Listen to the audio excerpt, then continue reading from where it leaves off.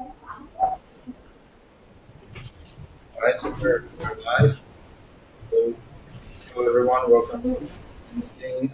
Today, we're going to discuss design of the Yang management system as one topic, and following that, we're going to have a discussion around whether or not, well, actually, how to approach the whole issue of forwarding packets to a controller as part of the overall flow objective scheme. And so with that, we're gonna start on the Yang management system, and I'm gonna make Vinod or Gaurav presenter. Okay, Thomas, I can do that. Uh,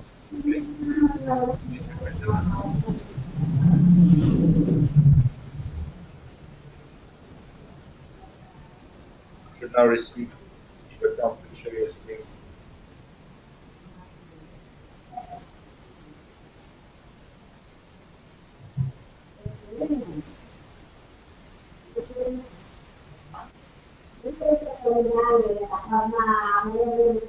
Now, you guys are not. is my screen visible? Yes, yes, it is. Yeah. And for those of you who are not speaking, if you can mute your screen because there's some background noise.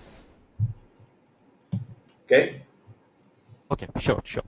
Okay, so the intention of this is basically we wanted to introduce the Yang management system, what we have planned for the H release in ONOS, and get the community feedback on the same.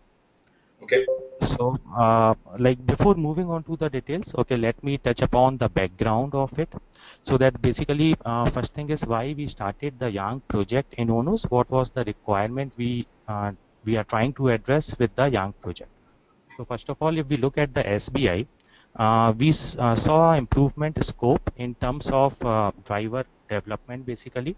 If we look at the current implementation of the driver implementation, basically each and every driver have to manually write a codec. Also, the driver has to manually write the Java code corresponding to the device schema. Now, if we look at the device vendors, most of the device vendors already have a available Yang-based device schema. So they already have a Yang file corresponding to their device schema. So the intention was basically to automate the code generation for that device schema and also automate the codec. So these were the requirement in terms of SBI. In terms of NBI also, the similar requirements come for the app development. So the aim here is to automate the codec and the Java code generation for the application also. Additionally, we also wanted to reduce the application effort for the validations of the data. Basically, in the Yang file itself, the Yang support mechanism wherein we can specify the type of validations we want on the data. So we are even taking care of the validations in our thing. Then another requirement is basically to support any new data format. Say, for example, as of today, the JSON is supported. Future, if we wanted to support XML with RESTconf or RESTful. So for that regard, the codec has to be rewritten. So we also wanted to remove this restriction. We wanted to provide a framework wherein this can be seamless. And another requirement what we try to handle with this is the notification mechanism, which is what we see is currently not available for the external to ONOS in terms of REST. So with YMS, we even intend to provide a notification mechanism using the RESTconf protocol. So this is a brief overview of the requirement we are trying to address in terms of SBI and in terms of NBI. Can I ask a question here? Yes, please. So, so a lot of the sort of requirements that you mentioned, I was assuming that those would be part of the base Yang toolset, right? Ability to parse the Yang model, and as a result, generate uh, codec code capable of consuming and producing the appropriate format of data. I thought that is part of the Yang tools itself, Okay. right? Basically, okay. The generation of the Java code, yes, it's a part of Yang tools. Mhm. But the codec, for the codec, we don't intend to generate any manual data, manual codecs. We don't intend to do that. No, Basically, the Y. so clearly, I mean, the whole point of is to avoid writing manual codecs, right? But codec That's true. That's true. is what takes, let's say, the XML or JSON string and siphons it in and produces essentially a tree of or some sort of a in-memory data structure of rich data types of Java objects which carry the information that was originally carried in the incoming stream. Conversely, be able to manipulate in-memory model and then be able to spew it out as a XML or JSON stream that can be sent over wire to send to some other entity. So that is the Perfect. of codecs. So, and these I thought were to be generated automatically as a result of processing the Yang models. So is that Okay. that should be part of the Yang tools, correct? Okay. What do the Yang tools do?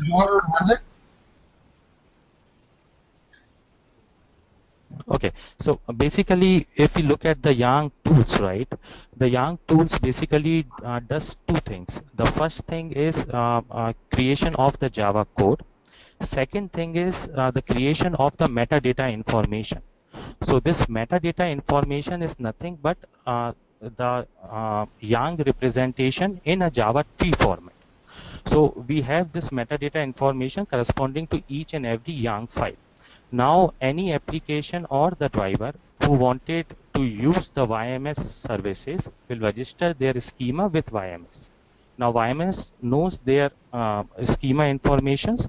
So now YMS for any incoming JSON or incoming XML based on the schema information will convert that JSON or XML to the corresponding Java classes, Java objects, and pass on those Java objects to application or driver. Okay, so And the base tools produce just the data transfer objects, not the codecs themselves. no, yes.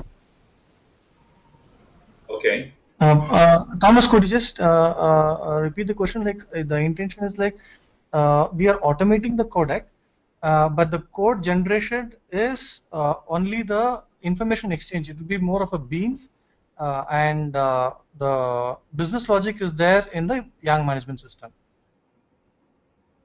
Yeah, no, data transfer objects, yeah, beans, yes. Yes. Okay. Okay, carry on, that's fine. Okay. I thought that the base Yang tools also, in addition to generating the data transfer objects, would also have the capability to generate the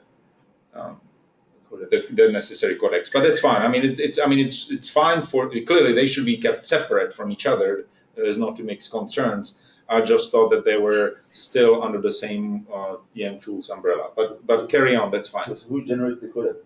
The YMS. Oh, so it's all in YMS. No, so the DTOs, the data transfer objects, along with metadata, is produced by Yang Utils. Yeah. I mean, I knew that. I just thought that the Yang Utils were also producing the codecs. But the codecs themselves for processing the data streams are going to be part of the YMS. I think the one information added here is that Yang tools currently is just the compilers doing some offline compilations, translations, generate the code. So the execution part is being handled by the YMS. So the other part hasn't been done yet. So the YMS knows how to understand its metadata and then how to deserialize. Yes, the match each other and do the There translation. must be some kind of relation between Yang tools and YMS. Like Yeah. Well, I think the YMS is using Yang tools. That's Not the other. Yes. Metadata is the relation, right? Yes. Yes. Tools generates the metadata, which is the model, I guess. Yes. And YMS knows how to decode and encode from Yes. the model to Exactly. Because you put it into the common place, you need to differentiate the schemas and the application, right? You need to use the metadata to do that. Yeah. Okay. Yeah. So that's fine. That answers my question. I just wanted to. It was misunderstanding on my part. Okay. Okay. So a quick update on the Yang Utils development. As a part of Edge release, we have completed the support of Yang 1.0 constructs So this has been completed for all the basics and advanced YANG constructs. We have also analyzed and extended the support for SBI code generations also. So this is another piece which is completed. What is ongoing is the YANG utils extensions for YMS, which we will be doing in basically as a part of H release. So that is some activity which is ongoing as of now. Okay.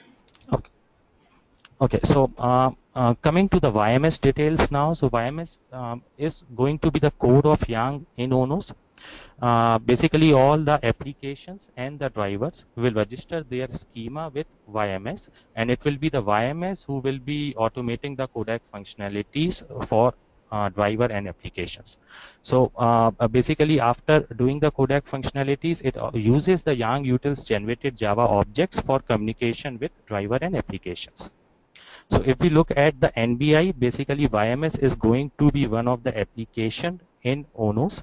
For the NBI perspective, any protocol wants to talk to applications, it will go via YMS. YMS expose and abstract interfaces, wherein the protocol is unaware of the YANG schema totally. Protocol uses the abstract interfaces and construct the abstract tree, which YMS then convert it to the Java object, which is understood by application, and the reverse flow also happens like that. For the SBI, basically the YANG YMS application is used as a utility.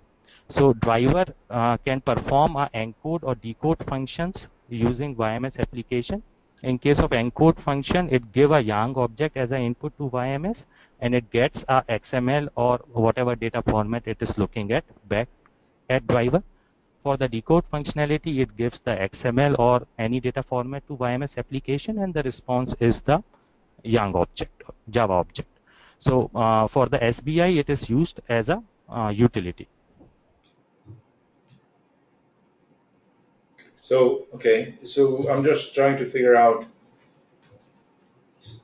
so how, okay, so the codec code itself is not going to be, there's not going to be any separate codec code for, Yes, right. so the codecs is all going to be driven based on the metadata. Yes. Basically, based on the incoming JSON or XML, we figure it out that this JSON belongs to which schema, which metadata. Then, based on that metadata, we start parsing that JSON, and parallelly we start building the abstract tree. And after building the abstract tree, we convert it to the YANG objects, which Java objects, which is understood by the applications or the driver. So I think the probably you can show a metadata format and all the things to the teams here, and then how we use the metadata to associate the incoming the format to the applications. So that part is missed in this document. We probably need that one to explain how the workflow. Do you have No. metadata format? Okay, basically the metadata format I can show you in form of the code. Basically the metadata is nothing, but it is going to be a Java tree. We have a data model tree. That data model tree is basically a Java representation of the YANG file. So YANG file is like a hierarchical file, the same representation we have it in Java. If you wanted to look at it, it is basically the data model, which is basically a tree representation of that. Basically, on the YANG tools, we would generate the serialized objects and then deserialize it on the YMS. Okay, so so that means that so if you need to support different types of streams like JSON versus XML, that has to be basically contained all within so the YMS. Yes. And again, okay, you mentioned that your priority is to do JSON, but I mean, we need it first I mean, again, for more fundamental would be the XML for netconf, right? Yes, I think as part of what do you say, a H release, we'll be supporting JSON in the north, that is RESTconf on the NBI, and XML in the south, that is netconf in the SBI. So Yeah. that is the first goal in H. And What, then since we already have the XML codec, we can support it seamlessly in the northbound for netconf, and we can also support RESTconf in the southbound. so, what would be? Why should there be any difference between north and south? Uh, okay, now why is the difference between north and south is because we need a protocol to be implemented in the north. So today's date it is not there. We are not focusing to implement netconf in the north. It's RESTconf. So we haven't got the RESTconf ready. That's why we can't use the XML on the north. No, that's fine. I'm just saying internally. So clearly, externally doesn't matter. What goes over the wire doesn't really matter, right? That's a detail. Yes. In terms of what kind of From YMS point of view, we Actually, are actually, Thomas, uh, from YMS point of view, it is transparent. Basically, the internally all the code is common for NBI or SBI. okay. So it's just the external interfaces which are different. And basically for the SBI, we treat it as more of a utility which perform the encode decode function. And for the NBI, it is basically there in the service path also. So I guess I'm missing something here because at least in your earlier description. So again, the codec takes stuff between the stream and the data transfer objects which are specific, which are generated based on by the Yang tools. That should be all that it does. No, basically take a stream and produce a memory representation, or take a memory in memory representation and produce a stream. Maybe it's that's kind of that should be the scope of that one subsystem of the codecs to be able to do this. How it's used and how it's plugged into the rest of the system is should be somewhat secondary. So you mentioned something about constructing application specific objects. To me, that's something that should fall outside. uh, when you mean application specific object, I think we're not preparing any object specific to application. We would be preparing object defined by Yang by an application. So whatever Yang has been defined by an application, we prepare an object corresponding to that Yang. Okay, so maybe I misunderstood. So that's fine. Okay, so then we are in agreement that all the codecs do is just basically transcribe streams into Yang based data transfer objects. Correct? Yes, yes, Okay. perfect. Okay. So the only difference here, I guess, between my expectations and what you're describing is that rather than being a separate artifact, which is the codec code, that's also, I thought that was going to be also generated, but rather than actually generating explicitly set of codecs for a model, you're gonna use the metadata or the model, the in-memory representation of the Yang model, to on the fly perform the functionality of the codecs. Is that correct? Yes, yes, that's correct. Have you assessed the performance impact of such thing? Because that means you basically are going to have to be under sort of scanning or introspecting the model on the fly. Yes, yes. Is that going to yield sufficient performance Okay.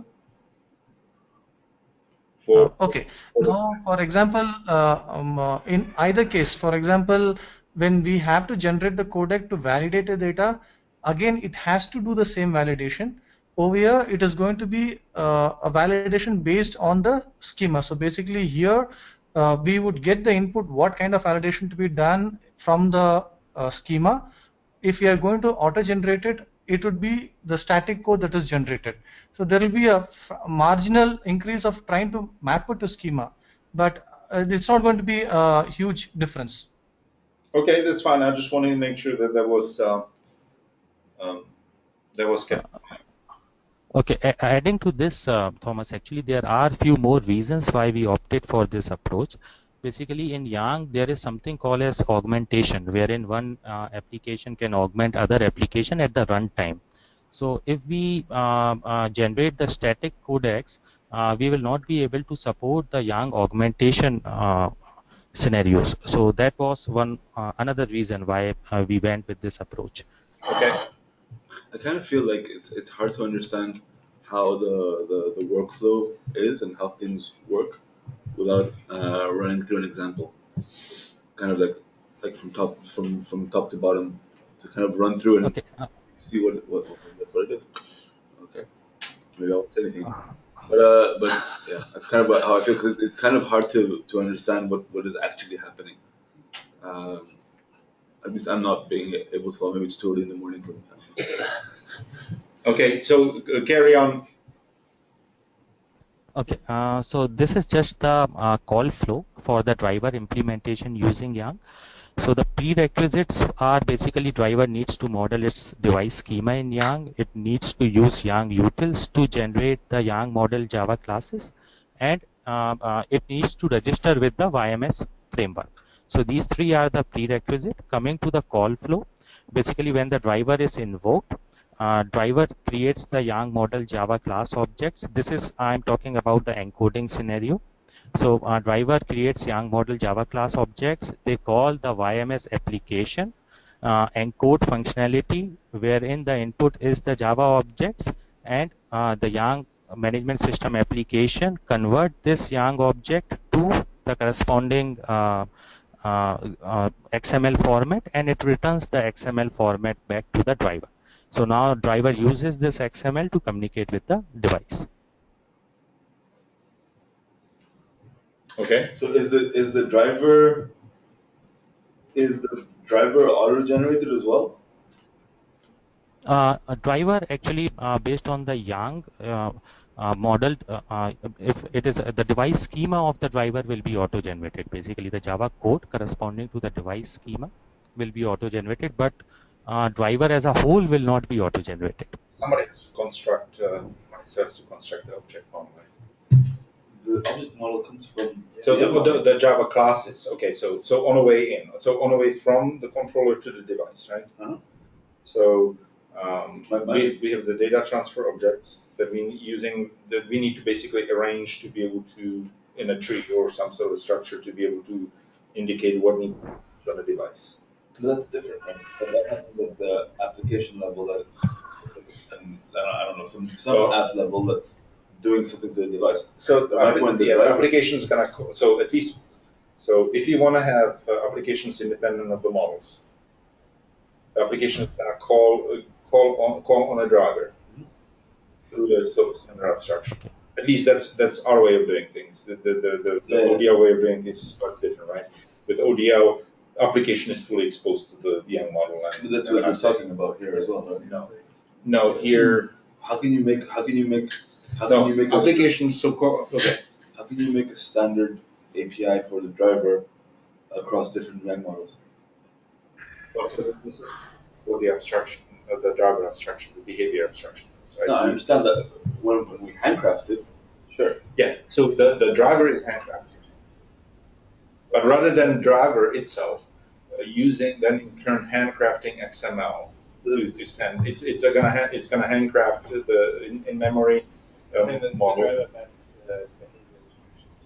Yes. XML. Basically, but using the Yang generated tools and YMS. But the problem is the variance and the diversity of the device Yang models means that like you're going to have to basically generate a behavior per type of Yang model.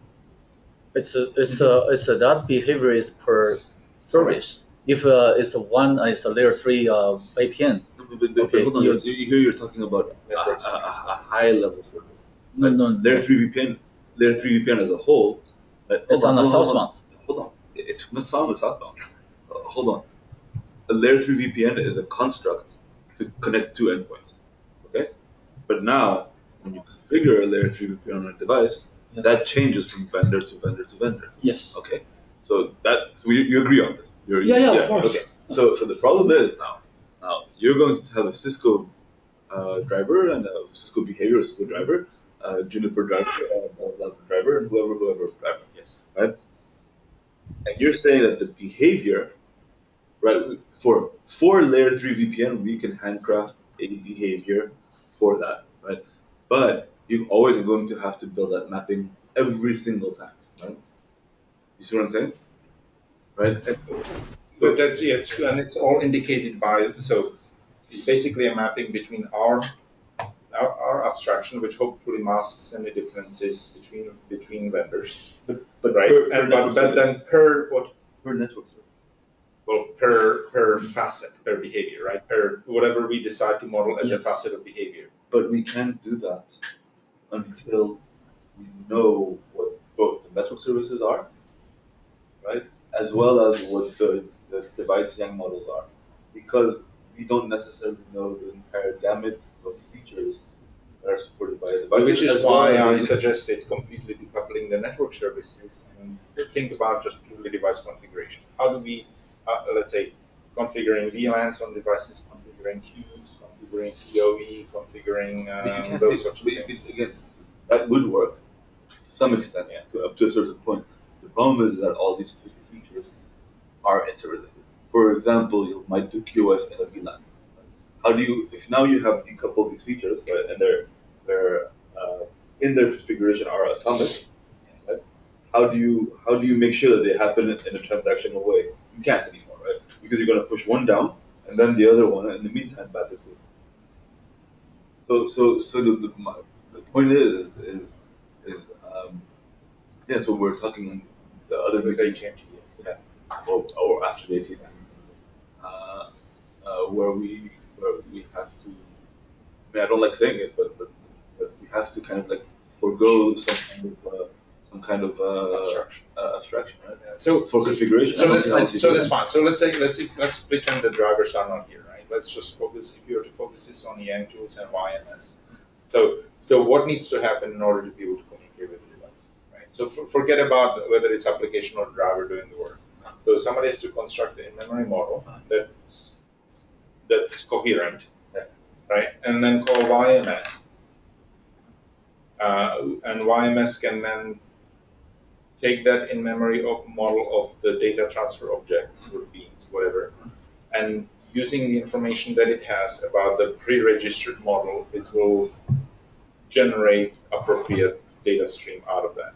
The data stream can then be sent using whatever protocol, shoved in an envelope, and then sent to wherever it needs to go, whether it's upwards to the north or whether it's southwards to the devices. Thomas is said is I think we have to deal with the driver bit separate.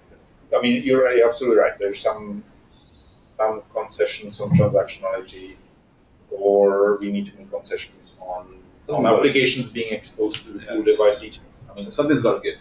Absolutely. Something's got to give somewhere. Actually we have another proposal for the Southbound to try to cover what you said. It's a basically currently is the device driver. We identify the device first. In each device, we define the service behaviors. Right? Here's the current model. So in the other way around, you can build the common behaviors. Then you the device drivers, and in the other one you can hook to the each device. It's the other way around. Yeah. So for your just side is combined the configurations. If it's not in the nested mode, okay, you have the separate mode. Even though you have applied the multiple service on the interface, it's still fine. It's still separately. The only things I'm concerning is about in the layer 3 VPN or some things you have nested. Okay, so if it's the other features, right? If now so far the QoS is definitely not a good example. In the current the legacy the device they still apply to the same interface, but it's separate. So it's not in the under the layer 3 VPN context. So that is separate things. I still need the talk to other guys to figure out if there is a combined features who is interleaved. I would suggest doing it differently. I would suggest admitting all these young models and their different configuration, and as a starter exposing them to applications, right? As a starter, right?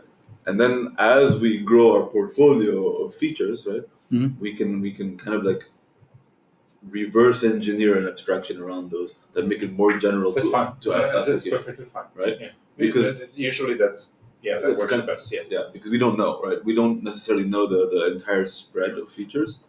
At the end of the day, an L3 VPN, you could call it, maybe I'm being kind of simplistic, but call it a tunnel, right? Yeah. And that could apply to a lot of different things that look like an L3 VPN, but we can abstract it out. Yeah. So over time we can abstract it out. I think premature abstraction might be. That's fine. Which is why I would like to remove the drivers from the discussion. I think, and just because that could potentially cloud this, right? I think we can talk about this offline, but the things for yours is just to connect the applications down to the southbound. That is good. Okay, so get rid of the we don't need to identify the service. However, there is another requirement is that you need a rollback. So the once the failures, right? no, we don't have it. We don't have this. If you connect just from the YMS down to the device, so who is going to do this rollback once the netconf failures or something's failed? So you have to have a notification mechanism between those two layers, right?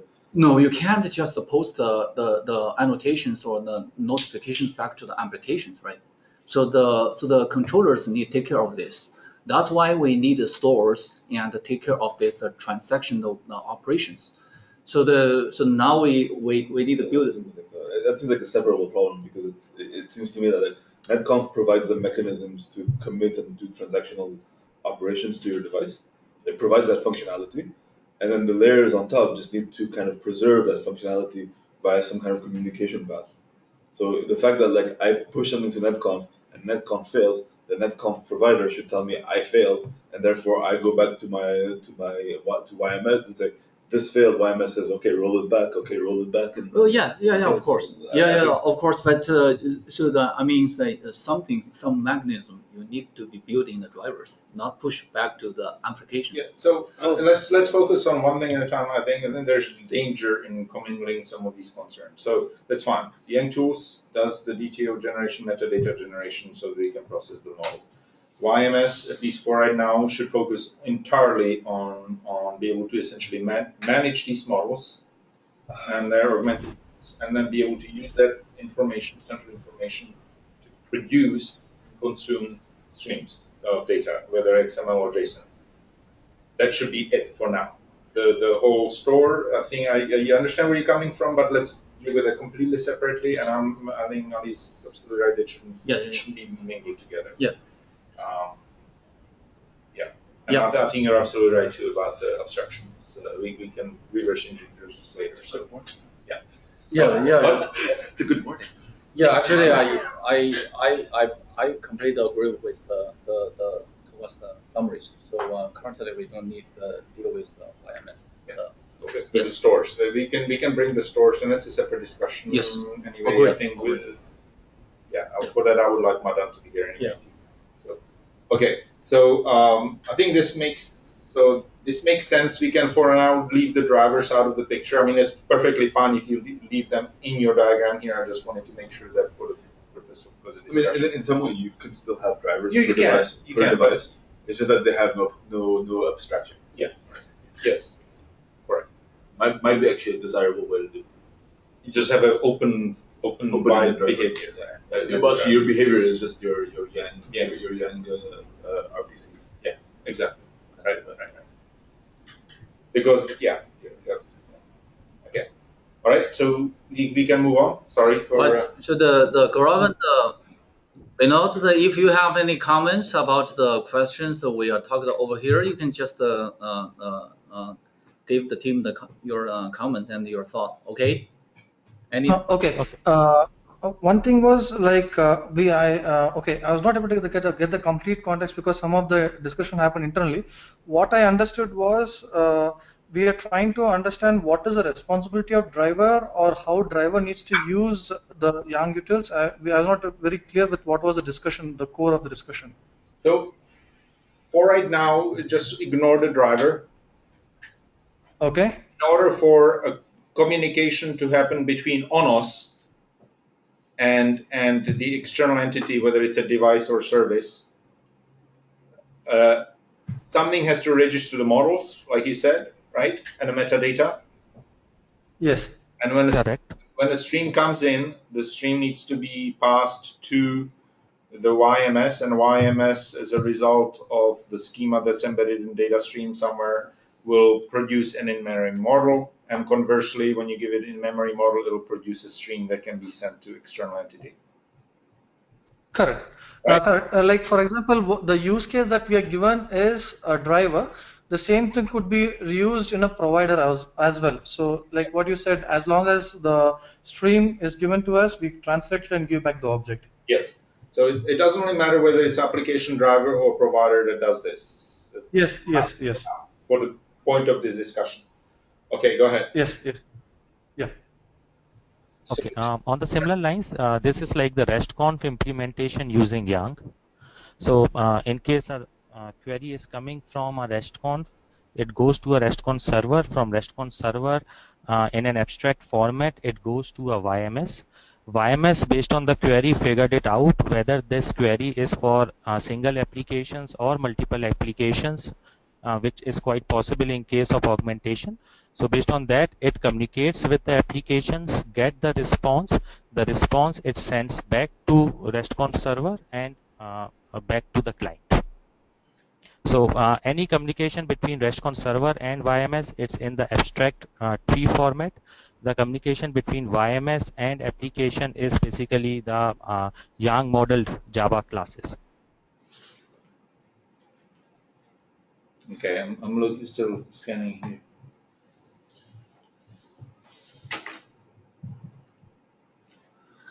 I guess.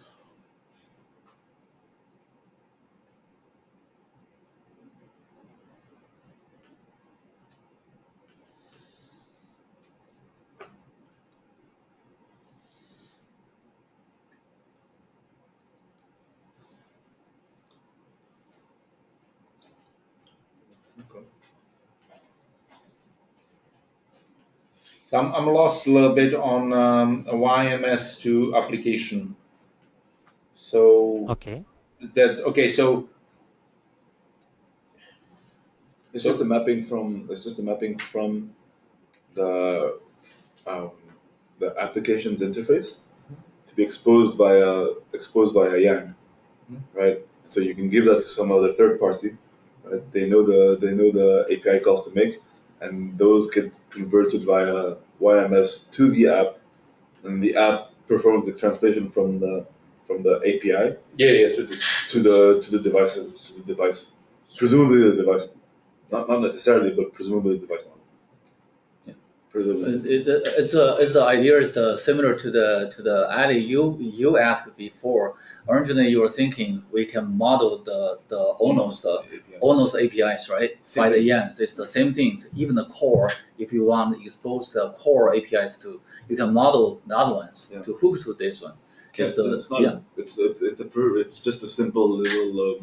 It's another way to distribute our API essentially, right? Oh yeah. Right? Yes. And in passing, it might also mean that we have a documented API. Oh yeah. So the you can just define by the YAM models, right? You potentially have the intent, you have the YAM. So for the core, so same thing. Is that modeling within the scope of this work, or is that? Are you guys planning to model at the Northbound APIs? It depends on the TSDs. Which one we want exposed to the Or external. you could right? you could If you want, you can build the YAM. You can use a YAM model to specify your APIs, yeah, so you can put that. and then those make the registrations to the YMS. Then we expose. Otherwise, I mean, you can put that. You can put those. You can put. You can auto-generate the YAM model from the Java doc. Yeah. So I guess maybe this is why I was confused. So the assumption here is the application has its interface however it has it. Yeah. Right? And that comes first. That's defined first. in terms of canonical Java APIs. And then in order to make it accessible via, let's say, RESTconf, a YANG model then has to be generated as a result, or handcrafted, or generated as a result to give instructions to YMS to be able to perform the internal translation. But that means that there has to be some. I guess I don't see how that works. There's two things. It's two Java models in this case, right? Yes, exactly. You're not starting from the Java model, going to Yang, which then gets converted to Java. That's exactly my point. Right, because the YMS is operating on the Java implementation of the Yang model, right? So the 3 and 9 are the Yang model, which is pertinent to the external communication, right? Mm-hmm. So I was, I guess, here failing to see the difference between 5 and 7. So is 3 and 9, is this according to a Yang model that's some sort of a standard Yang model? And 7 interactions are going to be driven basically based on Yang model that says how to adapt the external to internal. That is where I was getting confused. I would think. I mean, maybe you're okay. It's layer. I would think that the YMS can be seen as either in this case as a pass through, like you get a REST API call, you pass through the app, right? Call it a day. Or you can imagine that it's also a place where you can separate your external API versus the internal representation. You could. Yeah. So there's some form of adaptation has to happen, right? The thing is that the YMS would do that. The canonical application. The thing is, this is where I get confused. So app 1, it says Yang modeled. It's but what comes first, Yang model or Java API? Well, who cares, right? Well, I care. So to me, it's okay. Canonical representation is Java. No, but sure, but it's I mean, when you write a Java interface or you write a Yang model that models the interface, to me it's the same thing. Understand, but philosophically, in this case, you're right. There's no difference. However, in practice, there will be a difference, right? Because it depends on which kind of constructs you're gonna end up polluting the API with. Right. The Thomas, I will try to answer your question. So the Yang tools, basically you can define the Yangs, the northbound. You can use Yang tools to build your framework of the applications. If you define the Yang first, then generate your application framework. That is defined, that have the Yang first. For the existing ones, the APP, if haven't decided to whether to expose to the externals, you can build your Java API first. So later on, if you want to expose that one to the external, then you can build the Java APIs, the Yang later. So it's pretty much flexible. Currently we have the core APIs, right? We already have it. How to use these ones? You have to model that interface, then you define by Yang. So here is the example. So it's for the new developers. If they like the Yang, they can build the Yang first. For the Java guys, and they probably build the application first, the Java API first. It's flexible. I'm not sure if it's clear. So the Vino and the girl, you guys can comment. Okay. I think for the Java APIs, we are talking about 5 and 7.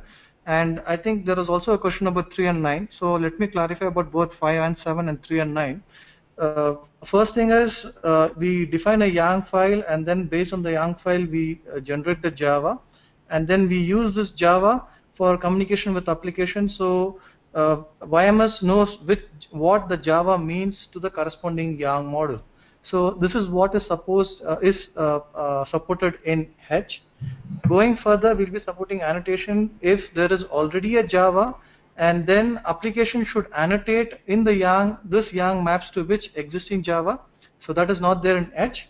That will happen future, so that for your existing Java, if you want to glue it to the Yang, you can do that. But in H, it is not there. Then coming to 3 and 9. 3 and 9 is used to decouple YMS from the external protocol representation. So YMS has exposed interfaces, which is abstract data trees, and any protocol, maybe RESTconf, NetConf, gRPC, anyone can do the external world interaction in the corresponding format and translate it to the abstract data tree and give it to YMS, and YMS would do the operation on the protocol behalf.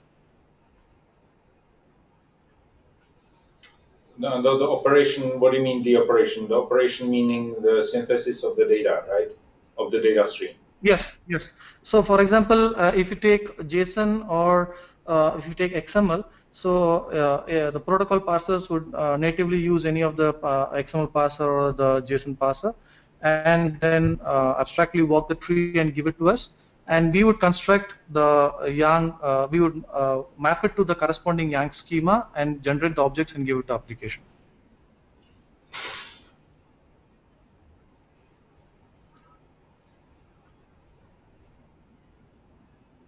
Yeah, I'm still trying to parse this.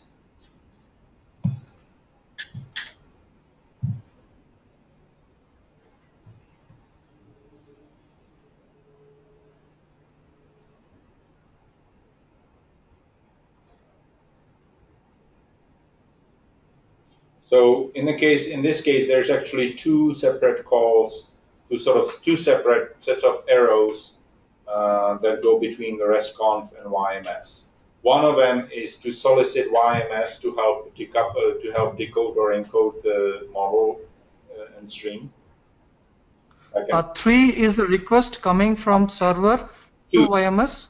Number 9 is a response going from YMS to server. Hang on. Number 2. Okay, basically for the 2, it's basically RESTconf uses YMS interfaces Exactly. to construct an abstract data tree corresponding to a given JSON. So RESTconf will be walking the JSON tree, and as and when it is walking, it will be calling the interfaces of YMS. And Wait. RESTconf will be walking the JSON tree. yes, basically we intend to have a common holder wherein it's a protocol responsibility to the first protocol, whoever is implementing a particular data format, to have the JSON, that particular data format walker and builder. So protocol will be walking that XML and walking that data format, and whenever they are walking, they will be calling the YMS APIs.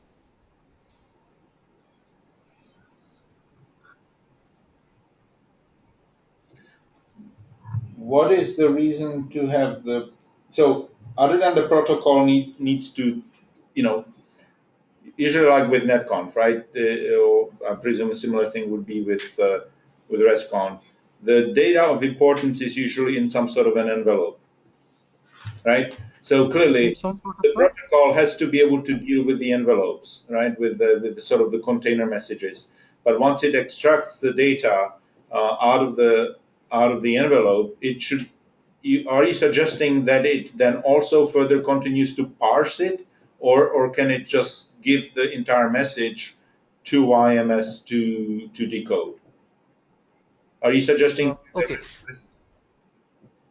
Okay. Now, for your question, like in case of RESTconf, we have something called as a root resource, and we would not know because root resource is beyond Yang. So it depends on how RESTconf server implements it, and then from the time it comes into the data model, it can ask us. So it need not know what is the data model, but it knows what is the data that it is receiving. So it will transparently convert the data that it is receiving in a protocol specific format to a protocol independent format and give it to us. We would on the fly construct a Yang tree in response to that abstract data request, and then construct the Yang object and give it to application.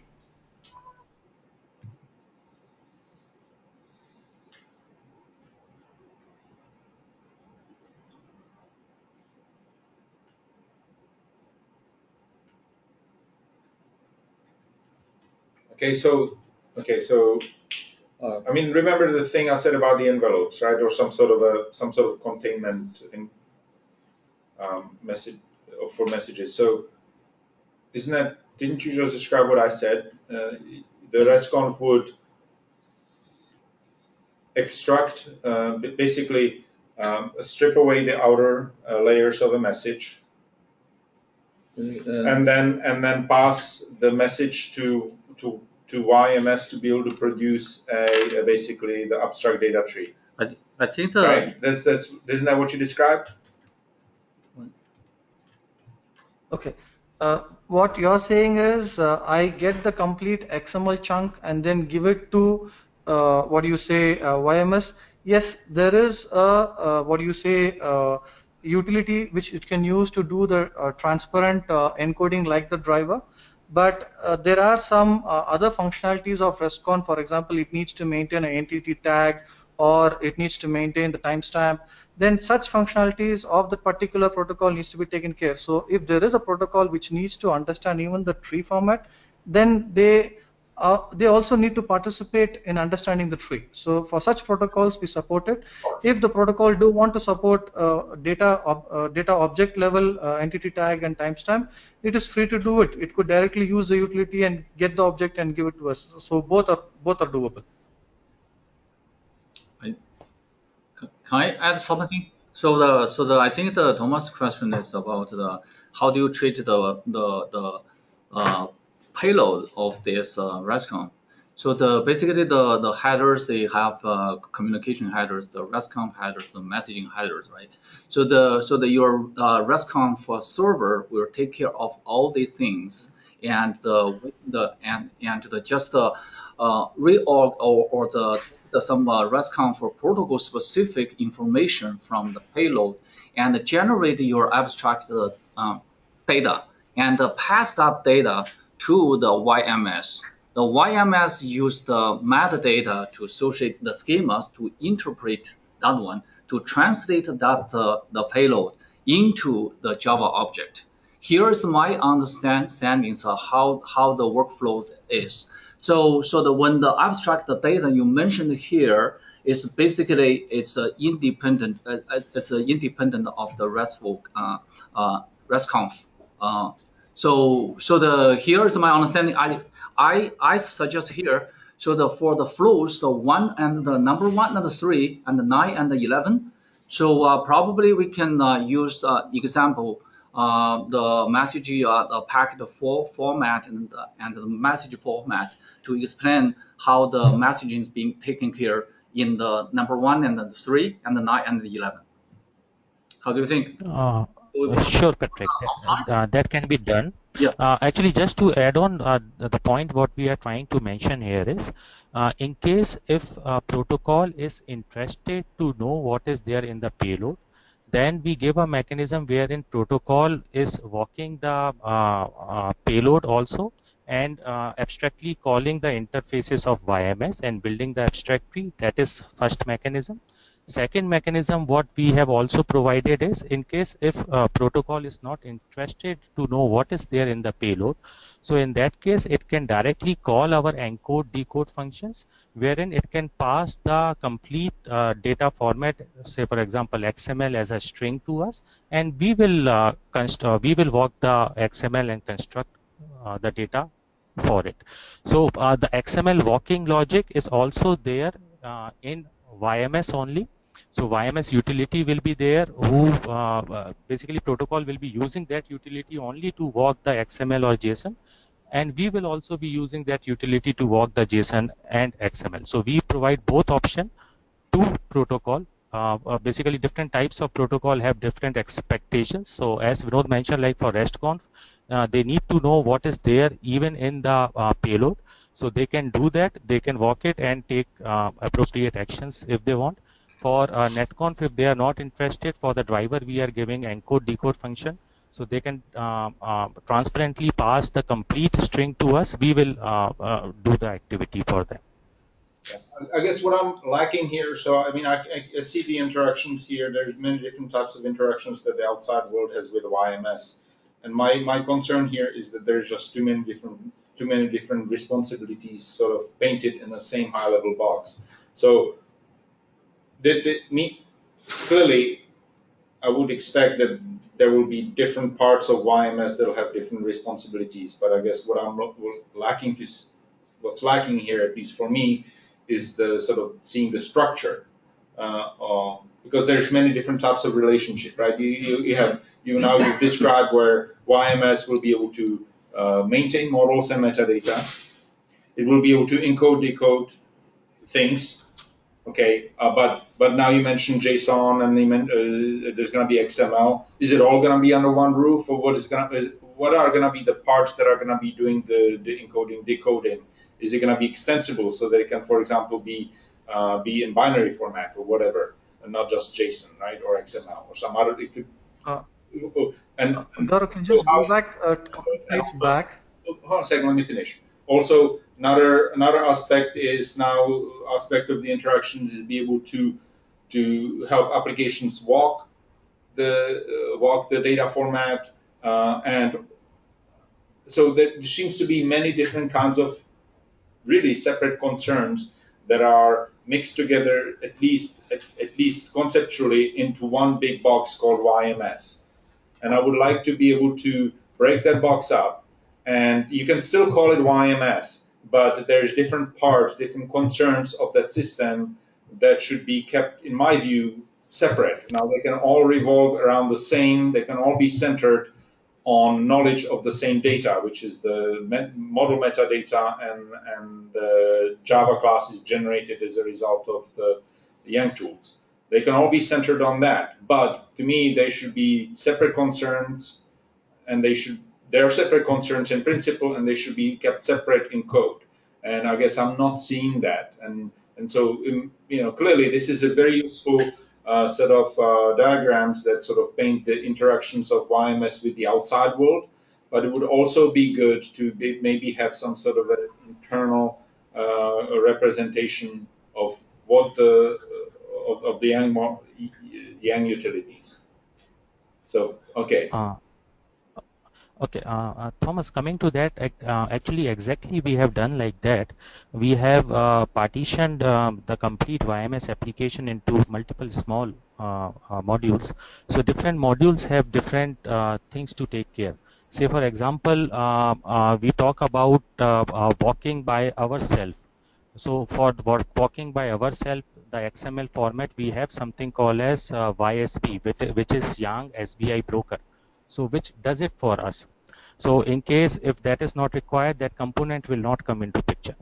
So we have broken down the activities of YMS in the required components. Say for example, the YDT, it's a abstract data tree for format. So it exposes interfaces directly to outside world who can walk by himself and call the YDT corresponding interfaces.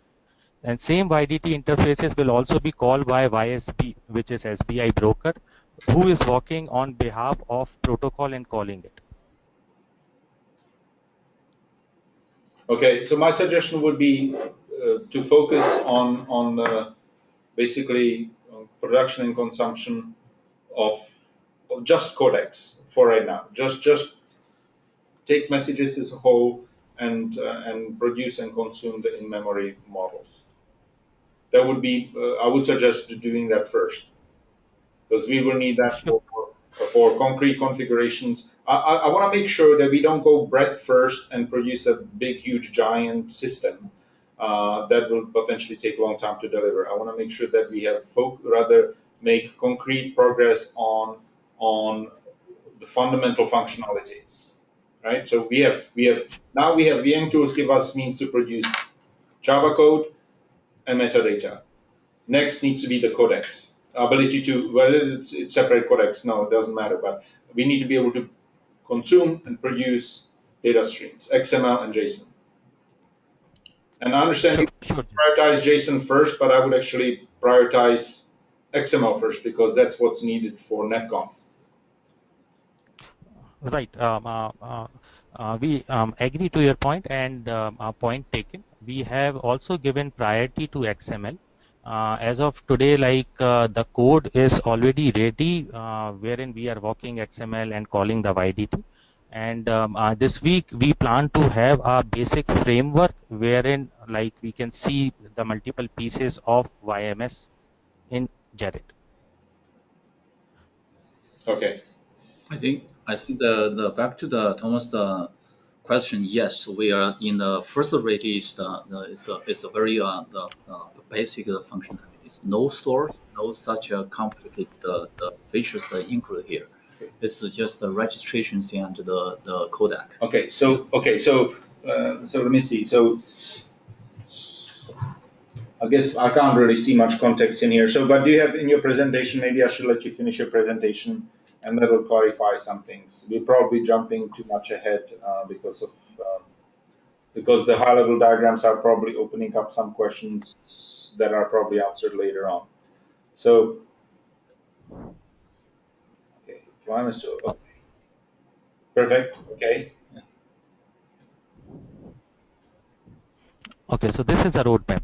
As you can see, the first top priority for us is also in aligned with the ON.Lab. It's the XML codec automation. Very good. Okay. Okay.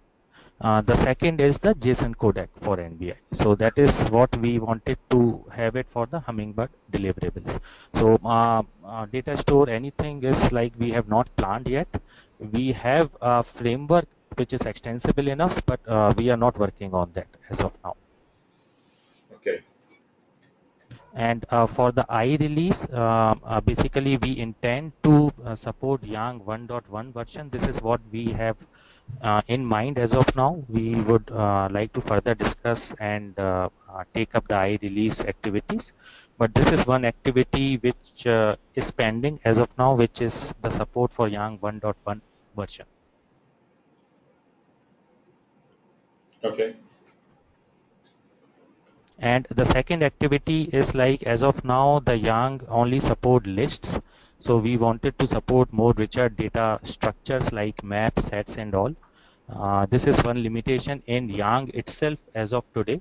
So we are also working with IETF to enhance Yang to support multiple data structures also.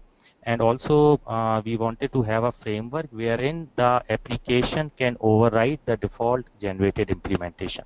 So as one of the input of the last discussion, like we are generating the files by default in the target folder. Only the like manager will be there in the source main Java. So we don't expect those files to be touched by the people. If they wanted to extend those files in the Yang itself, we are giving a framework wherein the Yang file itself, developer can mention what piece of code he wanted to touch, and for that the overridden framework will be generated.